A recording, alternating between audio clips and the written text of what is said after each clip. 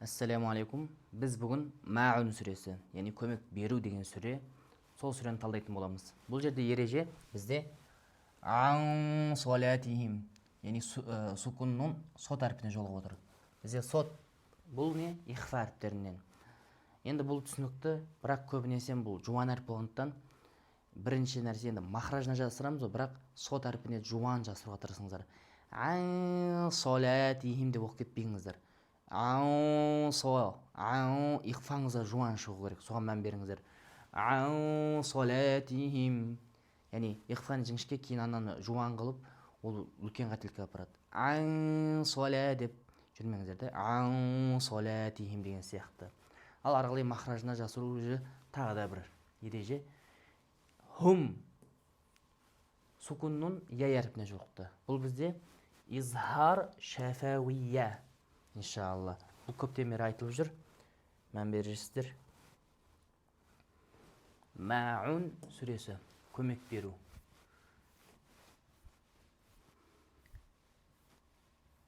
Маун. Бисмиллахир-рахманир-рахим. Матарил. أرأيت الذي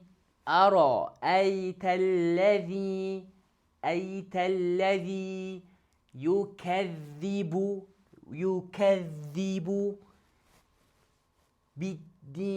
بالدين أرى رارب جوان كن төбесі фатхалы тұр. Әйтәл лыға кіріп кеттік. Бізде бұл шәмсия. Әлләзи мәт табиғи юкәззибу. Бізде мына жерде бір ереже бар. Егер көріп жүрсеңіздер, білу керексіздер. Біз негізі мәт табиғи, ләзи созылу жағынан. Бірақ мәт табиғидің ішінде тағы бір ереже бар. Егер де яй әрпі созылып мәт болып тұр, өзінен кейін келесі сөзіміз немесе келесі яй тағы келетін болса, ол мәт тәмкин. Яғни мына жерде әлләзи юкәззибу деп мына үш яйды қосып кетпейміз. Әлләзи деп мына мәдімізді анық шығарып, мына келесі яйды бөлек айту керек. Яғни солай енді қатты байқалмауы мүмкін, бірақ бұл Құран оқу шеберлігіне апарады сіздерге. Ароәйтәлләзи юкәззибу. Әлләзи юкәззибу деп қосып жермейсіз. Яғни осы жерде мәт табиғи, соның ішінде мәт тәмкин ережесі. Бид дыға кіріп кеттік. Ол бізде не? Шәмсия. Биддин мәт арил. Кен сукуннунға тоқтадық. Сукуннун бізде уақытша арит сукун еді. Уақытша келген арит сукун. Сол себепті мынау мәдіміз мәт арит болады. فذلك الذي يدع اليتيم فذا مت طبيعي. ذا екке созамыз. Ликәл лыға кіріп кеттік. Бұл бізде шәмсия. Ләди тағы да жолықты. Мәт тәмкин ережесі. Ядуул біз не істейміз? Лыға кіреміз. Бұл бізде лы оқылып жатыр. Қамария. Ятим созылып жатыр. Бұл бізде мәт ариб. فذلك الذي يدع اليتيم. одан кейін ولا مت طبيعي يحض على طعام المسكين.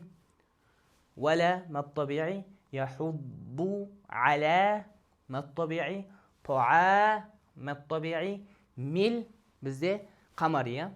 Мискин созып тоқтап жатырмыз. Бізде мәт арид. Мәт арид демесе айта беріңіздер. Фауайлул лыға кіріп кеттік. Фауайлул лил мусаллин. Мусаллин. Фауайлул лул кірдік. Идғам. Бірақ не? Ғұнна жоқ. Лул. Те ғана ғұннасыз идғам. Люл, лил, му осы жерде м әрпін сот себепті қатты айтып жібермеңіздер, жуан айтып жібермеңіздер. Му деп. Му сәл жіңішкертіңіздер. Мына сот әрпіне байланысты жуан болып кетпесін. Мусаллин. Мәд арид. Әлләзина хум жуан шығарасыздар ихфаны. Салатихим сахун. Әлләзина хум салатихим сахун. Әлләзина мад табиғи. Хум سكون ميم عين ابن جوقت يظهر شفوية. صا إخفاء. صلاة بالزمن الطبيعي تيهم سكون ميم سين ابن جوقت وبالزنية يظهر شفوية. ما الطبيعي هو صوت жатырмыз. Нежерде сукунды нун береміз, ол сукунның уақытша пайда болған. Оны біз арид сукун деп айтамыз. Арид сукун себепті мына мәдіміз бізде мәд арид болады.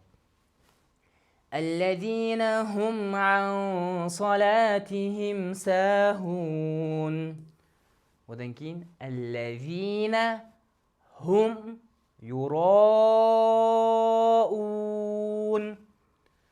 Әлләзина мәд табиғи.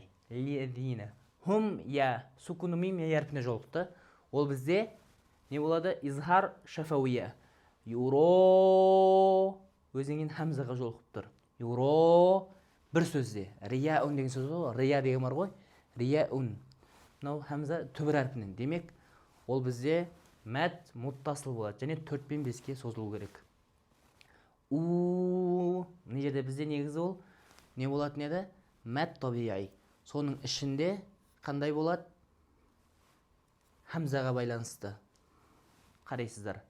Юро бірақ бұл не жерде ол өзінің ережесінен сукунның нун не жерде уақытша арид сукун болған себепті мәд аридқа айналады.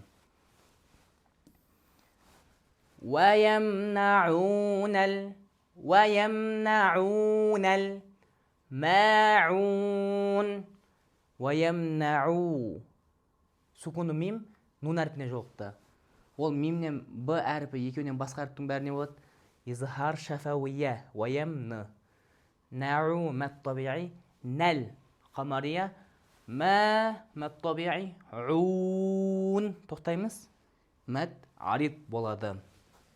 Жалпы бұл жерде бірінші Алла тағала мынау басында келтіріп бастайды. Сондай дінді өтірікке шығарған мүшрик кәпірлер бар ғой. Олар жақсы Алла тағаланы мойындамады дейді. Бірақ олар олмысымен қоймай қоғамға да жақсылық жасамайтын еді. Яғни жетімдерді тамақтандыруға қызықтырмайтын еді. Міскін сондай бір пақырларды, жетімдерді олар былайша айтқан кезде кемсітеді. Дым оларға былайша айтқанда көңіл бөлмейді. Яғни олар Аллаға сенбегеннен бөлек не адамдарға да сондай қатыгез етеді.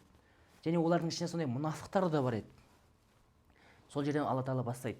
Намаз оқитындарға тозақ болсын дейді. Намаз оқитындарға. Бұл бір Құранның бұл шеберлігі. Яғни сіз мына аятты оқып жатасыз да, келесі аят әлі жоқ. Фауайлул лил мусаллин. Сола деген намаз ғой. Мусал деген намаз оқушылар. Намаз оқушыларға тозақ болсын дегенде ойланасыз. Намаз оқушыларға тозақ болсын. Яғни Алла тағала сізді ойыңызды жинап жатыр да. Сіз қандай намаз оқушы деген кезде олар намаздарына сондай бір бейберек былайша айтқан кезде ешқандай селқос қарайды, оған көңіл бөлмейді, кешіктіреді, тағы басқа деген сияқты өтірік оқиды. Немесе олар қандай еді? Рия үшін оқитын еді дейді. Рия үшін. Ешқандай бір шынайылық жоқ еді дейді. Бұлардың барлығы адамдарға көмек беруден тыятын еді. Өздері жақсылық жасамайды, тағы біреуге көмек бер деген сияқты оларды нағып көмек бересің дегендей тыятын еді. Көмек бермей қой деген сияқты. Қоғамды жамандыққа шақыратын еді. Сондай сипаттарын айтады. Бұл сүренің де мағынасын оқып, намазда көбінесе қосып оқыңыздар. Сол кезде сіздер қысқа сүрелерді ғана оқи беріп емес, мына сүрелерді араластырып түрлендіресіздер. Және намазда оқысаңыздар, оны бөлек қайталап жүрудің де керегі жоқ. Осылай әдетіңізге айналатын болады. Пайдасын берсін.